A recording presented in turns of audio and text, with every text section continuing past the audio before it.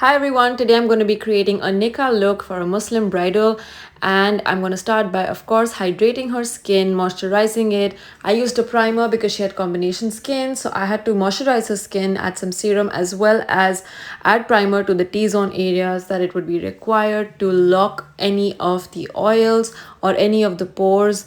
And then I went in with a little bit of concealer, which was really matching her skin. You can see it's going well. It's not too dark and it's not too orange, and it was perfect for someone who doesn't have too much pigmentation on their skin. And then building up my foundation, added a little bit and then added more to give that complete full coverage. And then you can see I'm adding concealer to highlight the T-zone areas, and now I'm just adding some liquid contour along the jawline, the cheeks, the nose and the forehead. I'm also trying to make her lips look a little bit more pouty because they were on the slimmer side, so I added some contour there as well.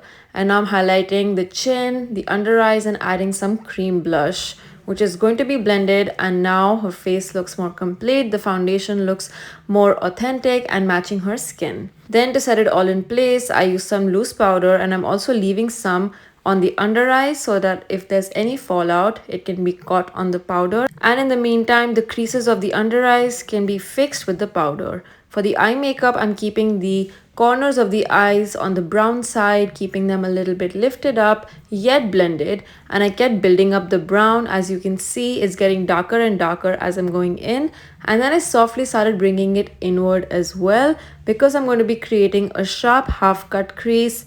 It's a really nice brush, a flat brush to be using when you want to create such type of cut creases. And I'm adding a little bit more concealer so the crease looks more defined and highlighted. Now I'm adding a little bit of gold metallic eyeshadow, which I'm going to top up with glitter. You can see it's instantly popping and the glitter is not looking harsh or out of place. That's only because I blended it with the metallic eyeshadow. Now using a gel eyeliner, I'm making an angel wing and blending it inward. And for the lower lash line, as you can see, I've applied a green kajal pencil and blended it out. For the lips, I'm outlining with a dark brown lip pencil. I have recreated her lip line a little bit so it looks fuller and poutier. And I'm filling in with a pinkish brown lip shade, and it's giving a beautiful look along with the eye makeup. I'm really feeling it already. Her eyebrows are on the rounder side, so I'm not trying to make them very arched. I'm keeping the roundness of her eyebrows because it's going to maintain the softness, perfect for a bridal look. And of course, we don't forget highlighter, which is going to help add glow on the face, and some finishing spray to set it all and so that the makeup can seep into the skin and look like this.